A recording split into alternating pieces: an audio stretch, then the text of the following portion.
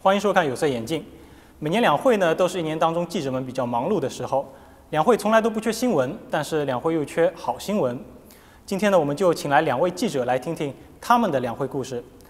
这位穿红颜色的衣服的呢，是南方电视台的记者主持人李佳佳，欢迎你。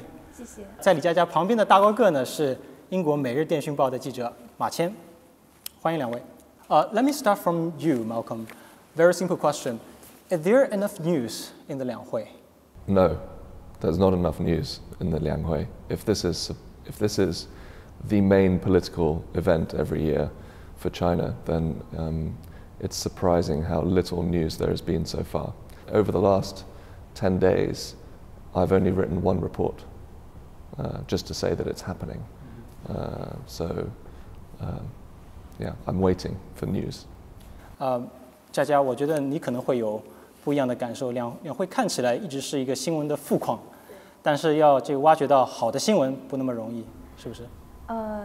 应该说，就是对于我们来说，我们依然认为两会是一个新闻的富矿。我已经是第6年跑两会了，那每一年看起来这些议程都是一样的，没有什么变化。但是对于老的两会记者来说，还是每年能读解出一些新的信号。比如说，可能这个部长在回答记者提问的力度上更多了，尺度更宽松了，或者回答的更直接，不避实就虚等等，我觉得都是一个新闻。另外，中间会有很多各种各样的花絮，也是我们很关心的。所以，我觉得用心观察的话，还是有新闻的。今年两会和以前有什么不一样吗？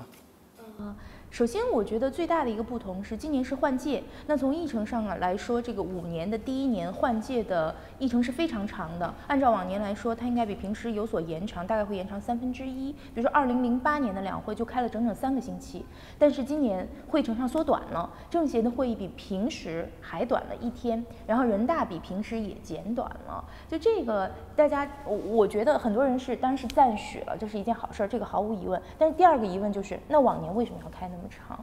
其实没有这个必要，这是我们这个反向思维的第一个质疑。但第二个是今年的这个花费上也比以往少了很多，有很多的细节，我觉得还是印象很深刻的，就是在节俭上，比如我带来了一个给我印象最深刻的一件东西啊，这是在两会新闻中心带回来的一瓶矿泉水，这是今年两会所有的饮用水中最大瓶的。然后每一个上面有一个这个绿色的标签，我第一次见到的时候以为这是一个两会的纪念标签。那后来呢，他们专门给我就是讲了一下，这个上面贴的这行小字叫做“给水瓶做记号，并请喝完它”。你用纸夹或者是笔都可以在上面这个写上自己的名字。如果你没喝完，你放在桌上，别人不会扔掉它，那你待会儿可以拿着继续把它喝完。然后每一个拿到这瓶水的人，工作人员都会很细心的提示，就是请你贴上标签，请你尽量喝完。我觉得这是一个小小的创新吧，也是个进步。我觉得之所以两位会觉得不一样，可能是因为大家关心的东西不一样。You guys care about different things. That's right. We have different audiences, and I think that there are some domestic issues which are being reported on, which are very important. I think the waste issue is very important. Although on that bottle of water, isn't it a waste to have more smaller bottles of water than fewer larger bottles of water? You get more plastic if you use more. And also, has the brand of water changed? Didn't it used to be the Railways Ministry water that they served at the Liang Hui? Who owns this one? I think some. Let's take a look. Because they. Oh, right, okay. But it used to be that 5,000 water that the Railways Ministry owned, that right? disappeared this year. What a surprise. Let's also talk a little bit about Fu Ying, the NPC spokeswoman, who is also the Chinese ambassador to the UK. People seem to like her. And I checked out your Twitter feed, and Malcolm, you seem to like her. Yes, I think that she's great. I thought that she was very charismatic. I thought she communicated things in a very precise way. 去年日本政府采取购岛行为，它违背了两国建交时达成的共识。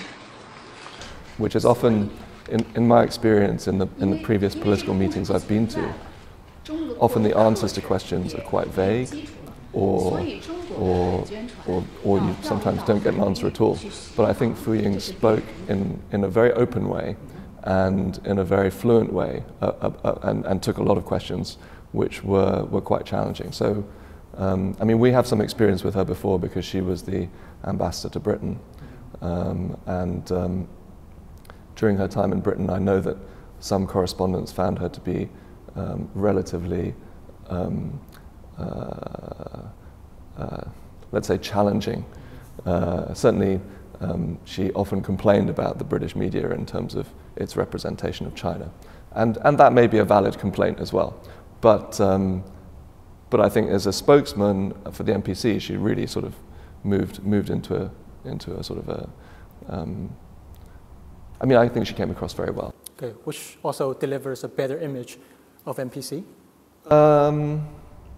Well, it's difficult to know which audience she was trying to deliver a better image to, because I think for a Chinese audience, she performed very well. I think for an international audience, they would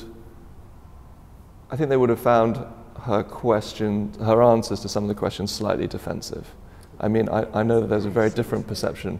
Let's talk about the Japan issue. And people laughed in the room when the Japanese reporter said, you know, should China be less aggressive? And I think that, you know, here in China, the public opinion is basically that we should be more aggressive towards Japan, and that's why people were laughing. But overseas, there is a real feeling of a more aggressive China being a potentially destabilizing force in the region. And everybody wants to see a good relationship between China and Japan. So sort of the answer that she gave kind of explained that, but I think a lot of people would feel still that, you know, international people would still feel a little bit worried about China's position. One of my colleagues used to tell me, who happens to be a friend of Fu Ying's, told me that when you talk to Fu Ying in person, she's very kind. She feels like almost your grandma. But when it comes to work, she's really Iron Madam Fu, isn't she? Well, I've never spoken to Fu Ying, but I do hope maybe one day to get the chance to meet her, and hopefully she will be like my grandma. But certainly when it comes to work,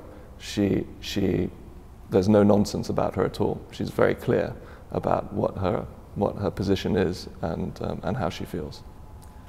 作为一名中国的电视观众，同时也是一名记者，佳佳，您怎么看傅莹女士的表现？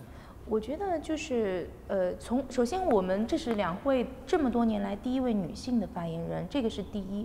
第二呢，是我们见惯了，比如说我们以前看到李兆新、赵启正，包括吕新华这些发言人，我看过很多次他们的记者会，他们给人的感觉就是，首先强硬。需要强硬的时候要强硬，需要幽默的时候幽默。但是傅莹首先她是一个女性，她很漂亮，她很端庄，然后她的这个形象让人耳目一新。另外，我觉得就是其实我们大家觉得她并没有那么强硬，或者说表现出来这个 defensive 这一方面，我反而觉得她是很温柔的。整个回答问题的这个语调、表情，然后这个举止，感觉都很温柔。很优雅，所以我觉得这是一股挺清新的风气，就是给人的感觉是以柔克刚。I think that I mean I would agree that she looked fabulous, and I liked that she didn't dye her hair, or she doesn't dye her hair. Or she deliberately dyed her hair into white. Oh, she deliberately dyed it white. It could be. Well, either way, it's a relief to see somebody with white hair at the Great Hall of the People, because you know, everybody else looks exactly the same. We're getting more white hairs than we used to. Yes, that's true. I mean, Zhu Rongji at the Party Congress. Also, Hu Chunhua, Wang Yang.